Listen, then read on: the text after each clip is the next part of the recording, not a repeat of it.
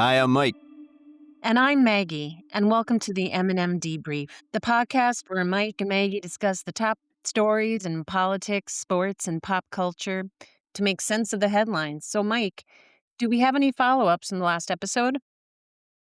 Yeah, we got a couple. So first of all, the cost of the war. Your instincts were right. They had the CFO of the Pentagon had said that the war had costed 25 billion. Numerous other commentators have basically said what you said, which is bullshit. So you're in good company, and Yay. we're estimating probably twice that much. So it's no actual numbers because you can't believe them, but numerous commentators are agreeing with you that the war is costing way more so far than what they've said. And last week I did make a comment about how leaders in Europe are directly and openly either mocking or criticizing Trump, US, and Trump. And in response, Trump has pulled 5,000 troops out of Germany, which sounds like a lot, but it's probably, I don't know the percentages, but we have still plenty of troops in Germany, but he's started to, and they're actually a decent part of the local economy there where the army bases is or the air bases. And so I don't know if this is the beginning of pulling everybody out or what, but there was a response to the German chancellor basically saying that America is humiliated. And so we'll see if things keep going, if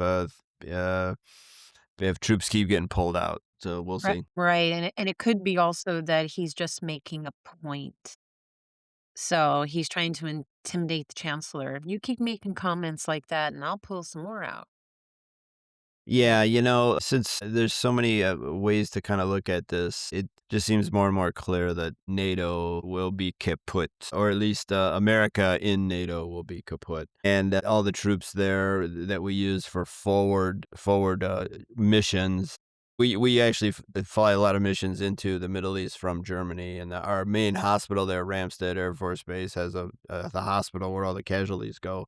Okay. So, it's not trivial if we pull out of there. It definitely changes things. A lot of people think that's for the good. I don't know, but, definitely changes on the way. So the first topic for today is it's again going to be about the Iran war, and now we have a new project, Mike. It's week 9, and they emphasize this was separate from Epic Fury, but they are calling it Project Freedom. Yeah, because you gotta have a snappy title for whatever nonsense you're doing. So, Isn't Project Freedom overused? Hasn't it been done before? Just wondering. Never mind. yeah, of all the words used in America, freedom's probably the most overused. Hmm. You think they could come up with something better. Yes, yes. But so help me understand this. We send a blockade and then we're going to forcibly open it. Why did we bother sending the blockade? Are we fighting with ourselves? Yeah. Is the 82nd Airborne going to go up against the Navy to try to open the blockade? I thought we were closing it, and now we're trying to open it. So anyway, Project Freedom is sounds like this is a Trump tweet, so you never quite know if it's just, the dementia, the sundown mania, or if it's real. Mhm. But sounds like they want to directly make an attempt to force Iran to open up the Strait. Mm. I don't know. We'll see how that actually ends up. The mechanics of actually doing this aren't anywhere near as straightforward as you would think. And I think they're already starting to backpedal. Hegseth is starting to backpedal, saying this is only temporary. But since you need to rally around the flag and rally the citizenry and the Fox News viewers, you got to give it a project, and it's Project Freedom. Make it official. Yeah. So the blockade is sort of working. I'm seeing that a number of Iranian, yeah, I'm getting Ukraine, uranium, and Iran's all mixed up. I'll Sorry, put it sorry. together. Yeah, they're all in one.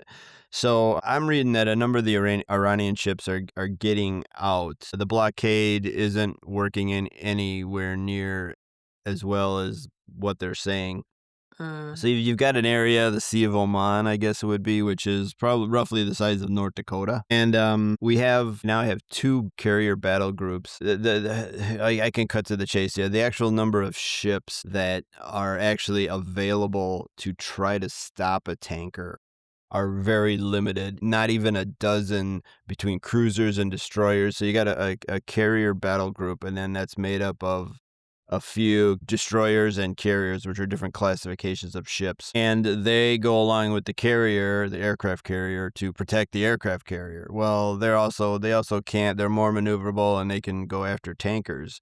But there's only maybe a dozen at best that can patrol an area the size of North Dakota. And then the second thing is these Iranian ships are basically staying within the territorial waters, so they're staying within the 12 miles. So our carrier groups have backed way out to maybe 200 miles, basically because they're scared of getting shot at. So the Iranian ships at least can just sort of scoot along the coast, so to speak, and Mhm. kind of get out. And then also the other way is true too, is from China going into Iran can kind of scoot in. So if you're out there thinking we're blocking ships, you probably want to think again. But there is still over 1,000, pushing like maybe 1,500 various ships inside the Gulf, and they're not all tankers. There are other ships as well. Depends how much money you got. There is a Russian oligarch that got his yacht out, so good on him for being rich. Mhm. He's so special. Yeah, and then another issue came up. I don't know. I guess this is part of the war. I don't know if well, yeah, it is. There was a flotilla of ships or boats rather, not really ships, going into Gaza to try to get people out on the Mediterranean Sea and I get them back to maybe Spain or Italy or not maybe not Italy, but Greece or something. And the flotilla got some people out, but then the Iranian or the Israelis captured them and they've picked a couple of their leaders and they're going to say that they're part of Hamas and these guys are under threat of death. They'll probably get killed. All they're trying to do is That's get not some. in the Strait, is it? Yeah, that's not in the Strait of Hormuz. This is over in the Mediterranean Sea. So these guys, I don't quite know their names in their organization, but basically they're trying to get starving people out of It's Gaza. humanitarian, right. It's humanitarian. There's no attack or anything, but Israel, being who they are, is going to charge them as being members of Hamas. They'll probably get executed That's terrible. No. because yay. So maybe Google, flotilla, Gaza flotilla, something like that. And nobody's really doing anything about it because Israel gets to do whatever they want, basically. And speaking of Israel, they're still bombing Lebanon, southern Lebanon. Lebanon's kind of punching them back, getting a lot of their tanks and getting various hits. So that's still going on. I don't have any specific wins or losses for either side. They're still going after each other.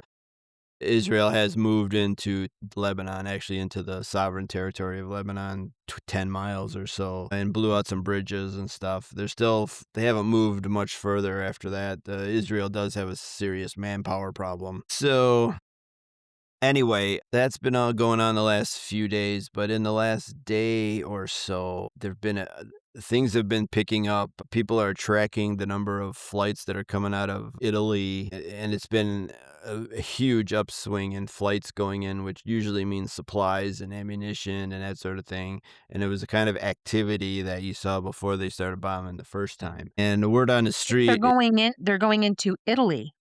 well, they flying out of Italy. Oh, I mean, Europe is not very happy with us right now, but America's still flying missions out we of have bases. yeah, Right. yeah. I mean, I know Spain kicked us out, but Yeah. England is still giving us a couple airstrips, and I'm pretty sure they're coming out of Italy. Don't quote me on that, but it sure looked like they were flying out of Italy. Looks like there's a build up to something. I'm just real hesitant to call it that we're gonna have boots on the ground. That is just astronomical that Right. we would do that. So I don't want to call it. I don't want to predict it. But something's happening. Word on the street is that we're going after the infrastructure, Iranian infrastructure, nuclear plants, electrical grids, that sort of thing. And if that happens, I'm pretty sure Iran will respond in kind. They'll probably go after the water desalinization plants in Israel and the other Gulf states, which is Doesn't sound like much, but it's actually life-threatening if you live in a desert and they cut off your water For supply. the civilians. It's a Yeah, war yeah. crime, isn't it? It's a war crime, it is, but I think they'll wait until the war crime's been committed on them. Ask for Uh, forgiveness rather than permission. right, yeah, I don't think they're gonna start it, but they'll be the one to respond, so Mm, that's just a little bit of speculation on my part, nothing okay. so what we'll do, let's just see how it goes, but I think things are starting to fire up here. Okay, so it sounds like chess pieces are being moved. Okay. Yeah, Yeah. and the checker pieces, more probably that's probably all about Donald Trump's More speed. checker than chess. Okay, gotcha. I'll let you have that. The Iranians are playing chess. Donald Trump's playing, Well, checkers. okay, so I heard the Trump administration had obliterated um, Iran's nuclear capabilities. Was it a year ago? Maybe 9 months ago? Um, and I think the Wall Street Journal said something about, in fact, they still have a capability, that it was not obliterated. Okay. So my sense is based on what you've described as the movements or the activities. It sounds like the practicality of it is that you need to clear out the Strait of Hormuz before you start taking action to really wipe out Iran's nuclear capabilities. They can't start that project or that effort until all the innocent people and the sailors on the cargo ships in the strait are still there. They're stranded. They're being held Mhm, hostage in a way, mhm, right? So it sounds like America has decided we're going to, number one, clear out the strait, get rid of all the cargo ships that are there that have been sitting and waiting. And then once that is done, then that'll be the green light for Trump to be able to go in full force and truly wipe out their nuclear capability and or, be able to wipe out those salinization plants and other infrastructure that they depend on to truly exist. What do you think about that? I think, as far as a tactical move or a political move, the Iranians probably should let some of those ships just get out of there. I think they're smart enough to know it's really just the oil tankers that are Mhm. putting a stranglehold on the global economy. If I were them, I'd let if you got any cruise ships or other cargo stuff. Yeah, there are human beings on there. They're running out of supplies. I think from a humanitarian or political, they probably should just let those ships out. I don't know if Mhm. that's necessarily going to. We're not going to get the uranium unless we send in troops. We're not bombing techniques, bombing tactics just never work. Let's say bombing of London in World War II. That didn't break. It didn't break anybody. Mm, Vietnam bombing the North Vietnamese and the Viet Cong during the Vietnam War did not break them. Just right, straight up bombing does not break them. It can right, destroy some stuff, but it never works. right, Well, unless you want to nuke them.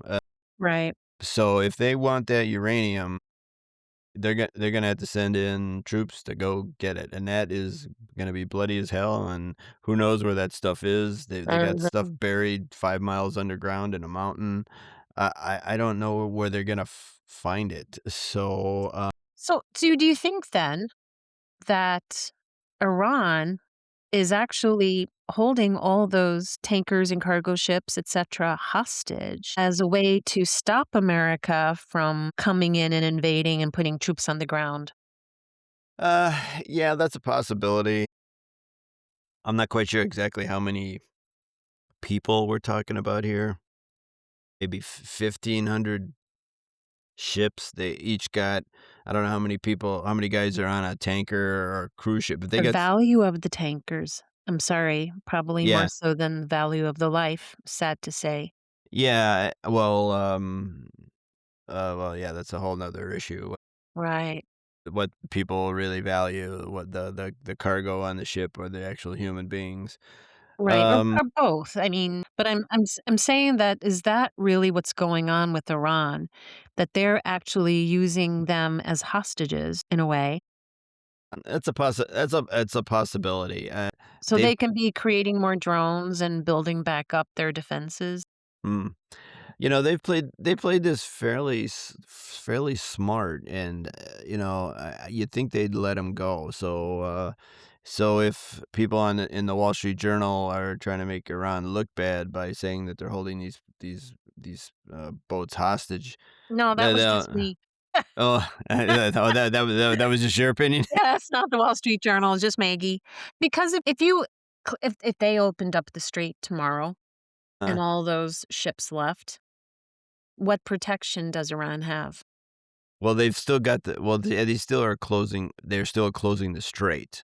It's not the boats that are there. It's the continuing flow of oil. So the first thing they should probably do is anything that's not an oil tanker, they should let go. And I don't know if they've done that already. I don't know the percentage of all the ships there, how many of them are tankers and how many of them are cruise ships or other things. I gotta believe that they've allowed all non-tankers to get out, which I hope is true. I haven't researched specifically, but I gotta believe most of the boats there are oil tankers. So There's about 1,500 of them, aren't there? that's yeah, yeah. And so I don't know if they're using them as a shield. And I don't Right. Yeah, I think they're just waiting around for us to start bombing them again. And if we start bombing their infrastructure, any bar the door, I think they're gonna go after Saudi's desalinization plants, UAE's, Israel's, and their infrastructure as well. So if we started bombing their salinization plants, could they not just go ahead and, you know, blow up some tankers in the strait? Oh, yeah, I mean, the cargo's valuable. I don't think they do that. It would just be, are they gonna go nuclear? Is, Israel gonna go nuclear? If I were Iran, I would consider doing the desalinization plants. Israel would respond to that would be an existential threat to them. They would respond. They would have. I can't believe that's all that's left is to go nuclear. And then what? Who would China or Russia respond to Israel in kind in support of Iran? That's just kind of a guess off the top of my head here. I really we have no plan, so I really can't logically figure out what people are thinking, what Trump is thinking. I know that Israel has taken every opportunity here to take as much land from Lebanon as they can, take as much land from Gaza as they can. We now voted to ship them bulldozers. I don't know, a couple weeks ago there was a House vote or a vote in Congress to supply more stuff to Israel. More bulldozers so they can destroy more houses and stuff. So yay for us! We're supporting them of doing all this. It's tough to kind of say until somebody makes the first move. And I think Iran is waiting for us to make the first move because it's likely to be a dumb move. I think that's what they're thinking. And then they'll respond the way they had planned their response. All right. We'll see. All right. So stay tuned, I guess. And we have a another topic, honey. I kind of saw a lot today about the Golden Ballroom.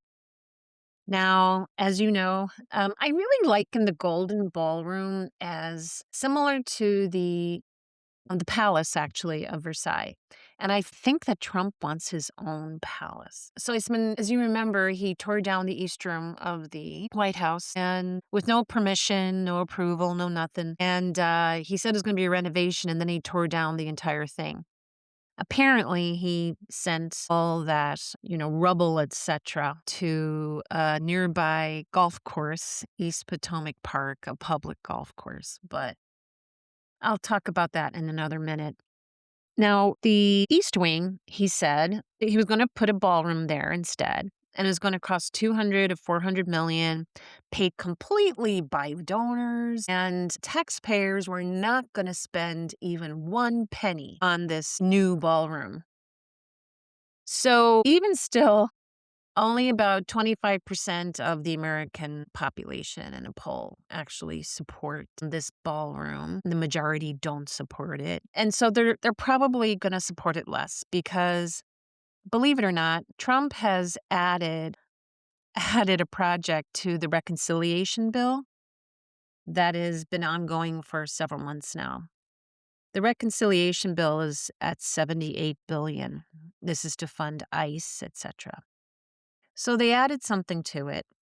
They added the ballroom and a cost of 1 billion with the B dollars to quote unquote provide security or add security to the ballroom, which makes no sense whatsoever. You don't spend $1 billion on security for a ballroom that costs 300 million. And that's just completely ridiculous. And of course, it would be then the taxpayers are actually spending our money on this damn ballroom that nobody wanted or asked for.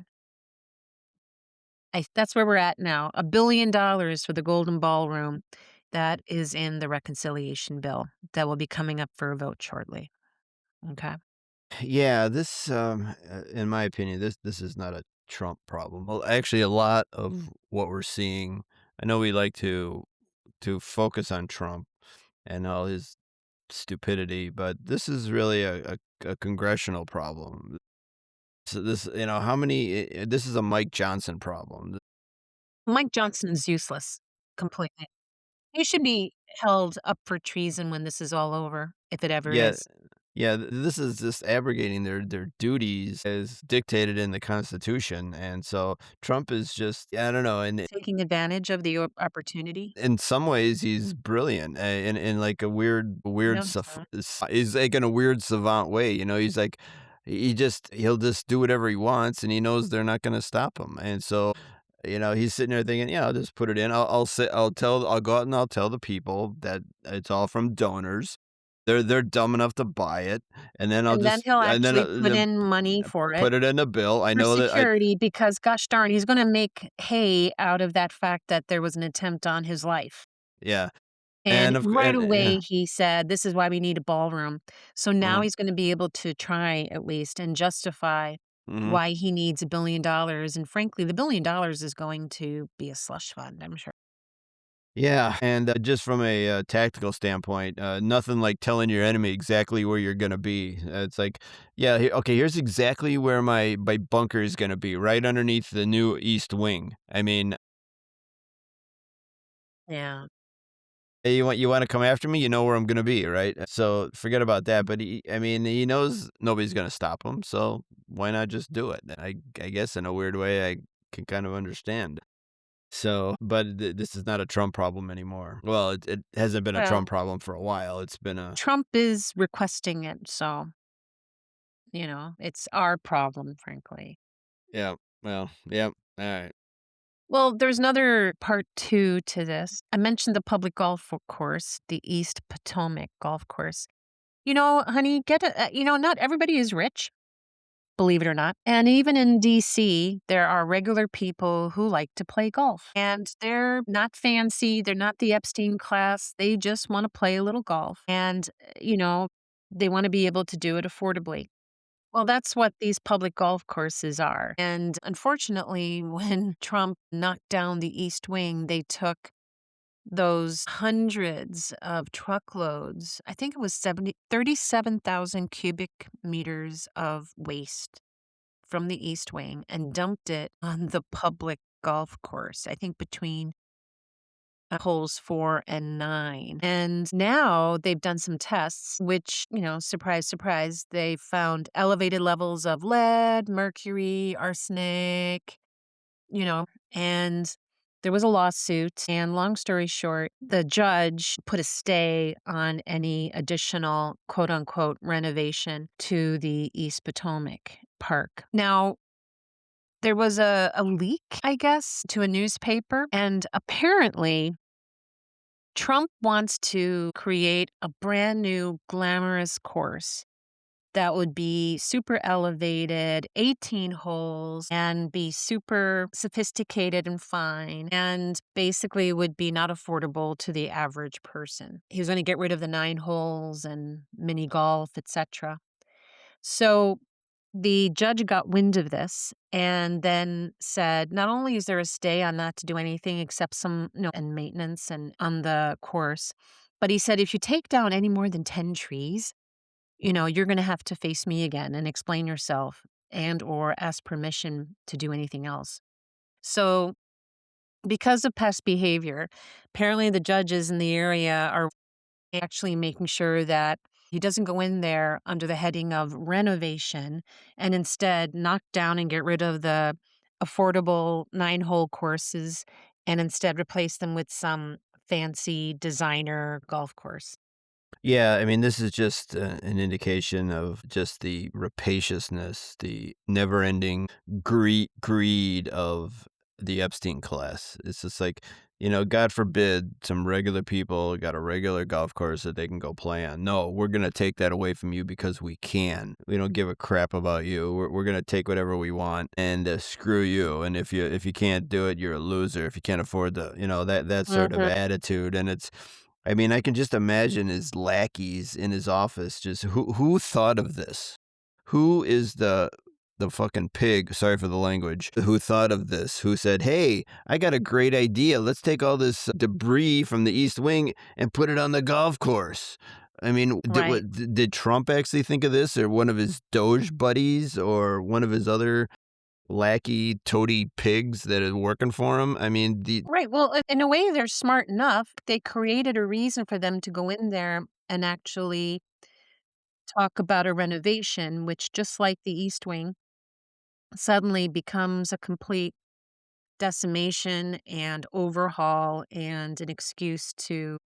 Yeah, and and he's doing all this just because he can. I mean, And he let's think probably let's wants to name it after himself as well, yeah, I'm and he's guessing. got yeah, and if you I mean, he could just do it normally, go through committee, "We gotta upgrade this golf course, make it into 18 holes and a lot nicer," and all this stuff, but no, he's gotta do it this way, Right. and you could have upgraded the east wing and do it the right way, but no, No, and so I'm the president, I'll do whatever the hell I want, and if you don't like it, stop me. I mean, part of his so legacy, that's just the way he is, and just it's part of the Epstein class. We're better part than of the you. narcissism. We got more money.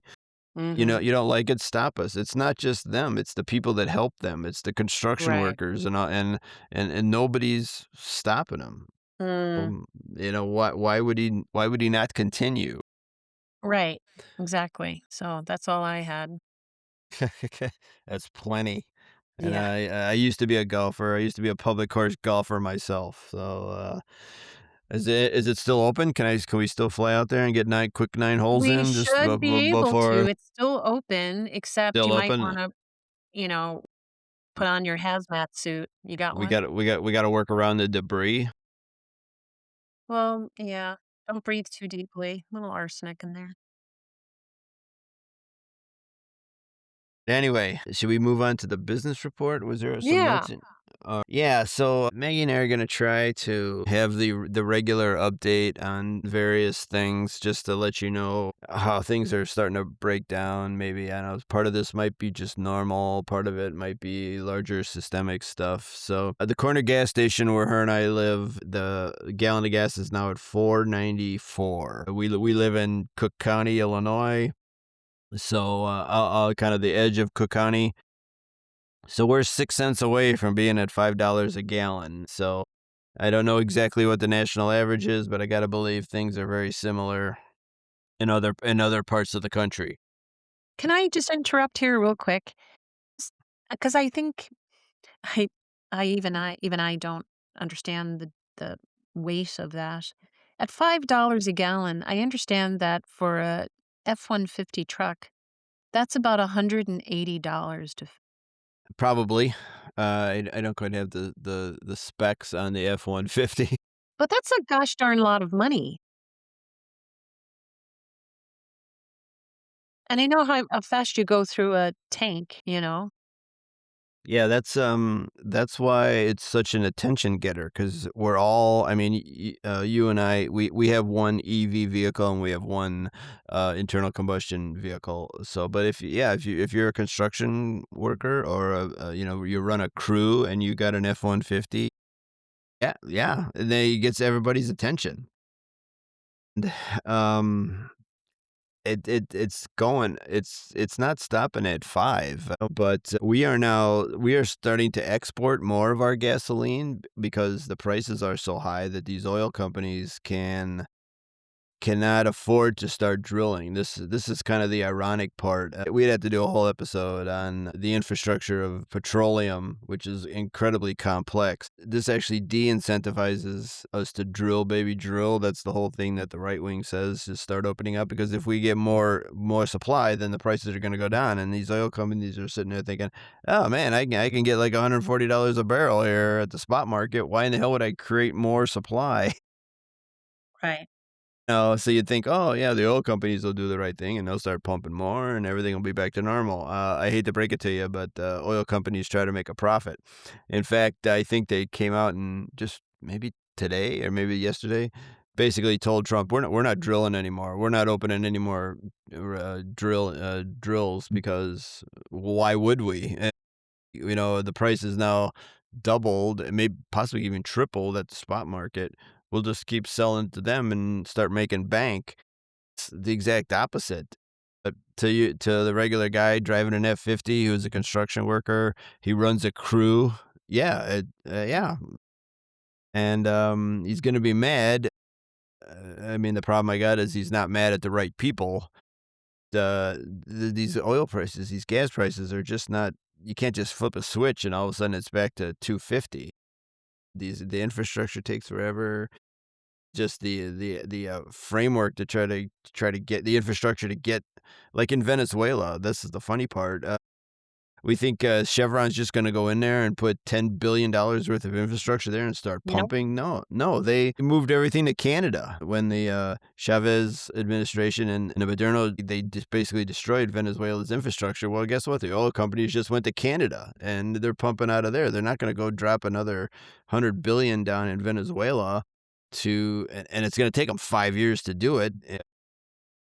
And but just your regular Joe, I just hope they blame the right people. But yeah, I it's well over $100 to fill up your tank at these rates. So and how many? It's not just F-150s. You got people driving Suburbans and other large SUVs, and all they are doing is driving their kids around to soccer practice. Right. So, but it is like the one indicator that we all understand, and so that's why everybody focuses on it. So we got 6 more cents to go in Cook County, Illinois, before we go over $5 a barrel or $5 a gallon. Pardon me.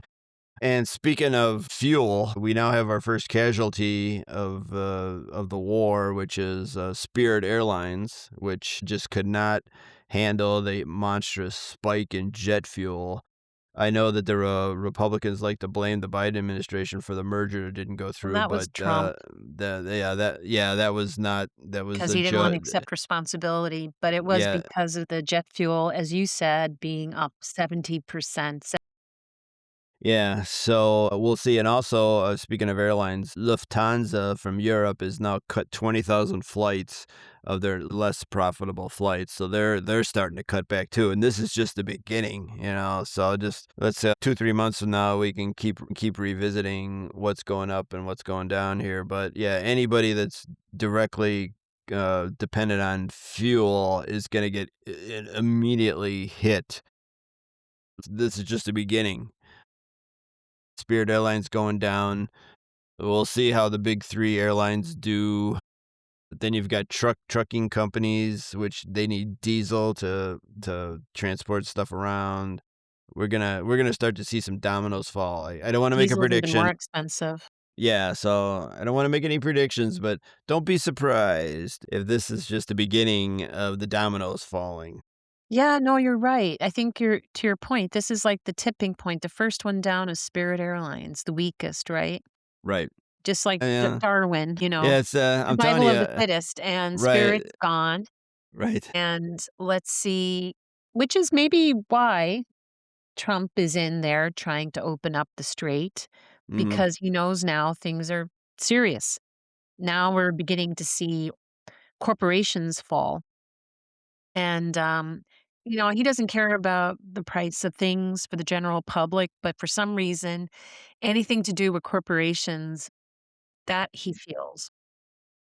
There's an alternate theory about the war, and it has to do with oil. I mean, my thought is that there was no thought into this, and we just got manipulated by Israel. However, there's another thought that there is some master plan here to basically control as much of the oil as possible. That's why we went into Venezuela, and and that's why we started to go after Iran now, to try to get more control over more oil. And eventually we want to mess with China, I think that's the ultimate goal. This implies forethought and planning. So I don't see that coming out of this administration, but that is another alternative theory to this. We're going after Venezuela. Now we're going after Iran. Who's next? Who's next on the hit list for oil? Canada? We started to mess with Canada, who exports a lot of their oil to us. Well, they're changing that, so who knows? Our next move might be into Canada to try to get some of their stuff. So that's kind of a sidebar on the oil here, but Right. things are Does a lot of things. oil go through the Panama Canal? Do you know? Well, let's see. We probably fill up the tankers in the Gulf of Mexico, right? And then they got to get Asia. So yeah, they've got to go through the Panama Canal. Well, I just remembered that, really early in this term, he was talking about Panama, and then I've stopped. I haven't heard anything. Yeah, the Chinese are trying to get in there and take over. I think they backed out. Yeah, so the dominoes I think are starting to fall. So don't be surprised if more do. I'm gonna start getting very worried about your "don't be surprised." They're not predictions, because then if I predict, then I have to come back and say I'm wrong. Okay. What else we got, Mike? Let's see. So speaking of don't be surprised, and here's what I saw. There's a couple things I'm starting to see more of. I don't quite know what I think I know what to make of them, but I'm seeing more and more governments make it actually illegal to say certain things. And I don't know about you, but whenever I see an entity or a government entity telling me, "Stop saying that," then that's exactly what you should be saying more of. And there's just more countries, Germany, England, and people in America are calling for people protesting for Palestine against Israel. More and more countries are making that illegal. Like in a couple of countries in Europe, you cannot say from the river to the sea because that's offensive to Israel. You cannot say free Palestine because that's offensive to Israel. And they're actually making laws about that. They've got video of cops in Germany or England telling protesters, don't say from the river to the sea because I have to arrest you. And so now, at least in England, they're calling for protests to stop, to actually don't allow people to protest in favor of Palestine. And so you're seeing Very more. surprised at England for that. Yeah, well then, yeah, I know there's a lot more support for Palestine in Europe than there is here, but the governments are cracking down, and that ought to tell you everything you need to know about who is really in power. Don't be surprised if you see more of this, and don't be surprised if you see more backlash to this as well. We're on the road to censorship, and I could kind of see why I lean a little left politically. I'm kind of in the middle, but I lean a little left, and I see all the people who were complaining about woke and woke people calling people racist and stuff, and you can't say this, you can't say that. So I can kind of understand why people complaining about wokeism, saying, "Hey, yeah, I might be a racist, but I should be able to say whatever I want." And so now the circle is kind of complete, and there's starting to be Yeah. censorship on the other side of it as well. So I'm gonna say, don't be surprised if you see more of this, and more, and then even more of a harsher response back. You're seeing now numerous right wingers, Megyn Kelly, Tucker Carlson's leading the charge, but Theo Vaughn, all these guys are saying, "Hey, I should be able to criticize Israel whenever I damn well please." And the Right. government officials are calling for stopping of protesting. It's like, wait a minute, hold on here. because I guess the general rule of thumb is if they tell you not to say it, that's the thing you should be saying because that's what they know is important. Right. So, I will anyway, I will make I think there's one thing that I've heard that America, I think uniquely, has a very open, very broad understanding of protected speech. In other countries, they are a little more guarded in that any speech is permitted except for quote unquote hate speech. And that is something in America, I can even say I hate, firemen. yeah. And that's okay. I'm allowed to. It's free speech. But in other countries, you can't. You may not promote hate. Mhm. And that is something that is part of their law for a long time. So I think that that might be the situation with the UK. Mhm. I'm not sure about Germany, but Yeah, I mean, they still have the scars of the Holocaust. Germany does, Yeah, yeah. and I think they've definitely swung too far the other way. I mean, I get They've it, they been want. very big supporters of Israel, actually, Yeah, and they're for trying to decades. swing the other way. Yeah. So I understand that, but they've definitely swung too far, I think. Mm. And now Israel is sitting there thinking, "Well, I'll do whatever the hell I want. All I gotta do is call anti-Semitism, and I can just keep doing whatever I want because of the Holocaust." And, Right. so, let's see where this goes, but, I'm seeing more of that. The part 2 of this would be I am just seeing more and more right-wingers, podcasters, commentators, whatever, and left-wing podcasters actually talking to each other. So there's a pretty big left wing commentator, Cenk Uygur. I'm not sure of his heritage, but and then his partner is Anna Kasparian, and they're both really hardcore left wingers, and they are starting to find common ground with the likes of Tucker Carlson, Megyn Kelly, Theo Vaughn, Nick Fuentes, and I can't believe what I'm seeing on my podcast is like really St. Geiger's talking to Sean Ryan here for an hour about this, and Tucker Carlson's talking to Anna Kasparian. So the right wing and the left, the circle is starting to become complete The here. enemy of my enemy is my friend. Something like that. Yeah. I'm sure there's some Kierkegaard or some Nietzsche in here somewhere that's coming around, but the dogs are sleeping with cats, and it's getting kind of crazy.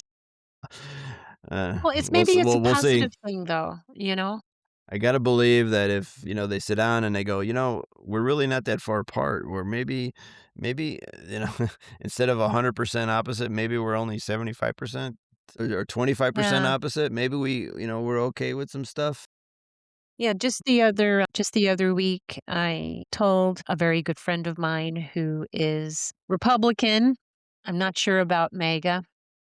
We tend to avoid discussions on politics for a good reason, but I shared with her that we might disagree on politics and policy, but the truth is we have and we share the same values, and she agreed completely. And maybe this is actually a positive thing Hmm. where the left and right are coming back together, as you say, full circle. And maybe we're Hmm. realizing it's us against the Epstein class. Yeah, that's you hit the nail on the head there, dear. I could, yeah, it's not left and right anymore. It's up and down. Mm, It's the Epstein you've class said that before. against the rest of us. It's poor slobs. Mhm. Hopefully, yeah. Okay, you want harsher restrictions on abortion. I want something a little looser. Maybe we can agree on these other 5 things and then try to work out the other stuff. Right. So anyway, that's what I'm seeing. All right. Anything else you want to add? Oh, I had a FIFA crap. I had a sports thing, and I've drawn a blank on it. I'll have to get to it the next episode. Yep. We'll book it. All right then. Well, that's then what we have for today. Again, please follow us, and if you know anyone who would enjoy our podcast, please feel free to share it with them. Thank you for listening to episode 8. Goodbye.